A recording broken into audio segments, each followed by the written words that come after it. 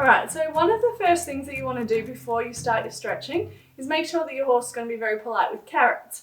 Because there's a lot of horses that aren't polite with carrots because they love them so much. So you can see she's asking me for the carrot right now. And so what I do is I teach horses to lick for the carrot. So she's actually very polite and she knows not to bite me for the carrot because we've done a lot of stretches. But what you'll do is you'll put your hand underneath their mouth and you will wait until they lick you, and she's not going to because she's being polite, but you'll wait until they lick you and then you'll give them the carrot. I'm going to reward her for nuzzling me because that's a nice soft thing to do, and because she knows that that's polite. But if your horse does give you a little nip, I just give him a little tap on the muzzle and wait, and as soon as that tongue comes out, I reward them. Because when I do stretches, I want to keep my hands really close to their mouth. For me, that's the safest. She just licked me and I was too slow to reward her. But that's the safest place to be, is right up against their mouth, not out here. And you'll see that there's a number of reasons for that. It's both for their safety, and she's now realised we're doing the lick thing. And so it's for their safety and our safety that they learn how to be polite with the carrots. So let's just think about our safety precautions with stretching, especially if you've never done stretching with your horse before. So the important thing to first consider is your environment. So is your horse comfortable and happy in that environment? If they're worried about something or they're reacting to something, then it's not the time to be stretching. The next thing is to make sure you're in an appropriate attire. So you have your appropriate boots on and your horse has their appropriate tack on as well. So you'll notice in some of my stretching videos, I don't use a lead rope.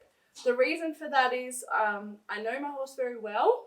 We've done a few years of stretching. She's done a lot of videos and the lead rope just gets in the way and it creates a hindrance for me. But when you are using a lead rope in your stretches, which you will to begin with, you need to think about the positioning of that lead rope for your safety and your horse's safety. You need to know if your horse steps on the lead rope, what are they going to do? So she knows if she steps on the lead rope, I step back and she sorts herself out and no one gets injured. But that's really important with lead ropes hanging around. I also often have quite a long lead rope so that if I want to be stretching a hind end, I can have the lead rope with me in my outside hand. So always think about your lead rope position. Make sure you do not hold it like this and it ends up getting twisted around your hand. So I always have it folded over my hand so it'll just get pulled out of my hand if I'm in an awkward position. The other thing to think about, we talk about the carrot position. That's really important for your finger safety. I always keep my hand very close to the mouth because otherwise if they're finding a stretch hard, they will grab at the carrot and they're not going to distinguish between your fingers and the carrot. So that's really super important. The other thing is your body position. So making sure that you're in a comfortable position, you're supporting your back, you're not going to be in a position where they can whack you with their head. And we will talk about that when we talk about each individual stretching video as well.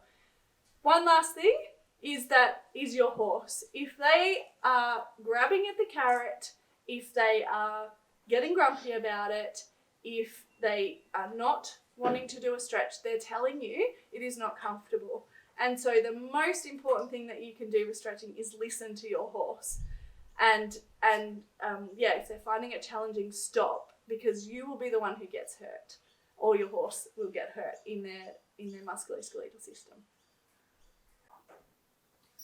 Okay, so the first thing to do before you do any of the stretches is have a look at how your horse is standing. And so you want your horse to be, it's not about being square, it's about being under the shoulder and under the hip as much as possible. And so then once you've got them into that position, you're ready to start your stretch. Unless they step out, then you will have to reposition them.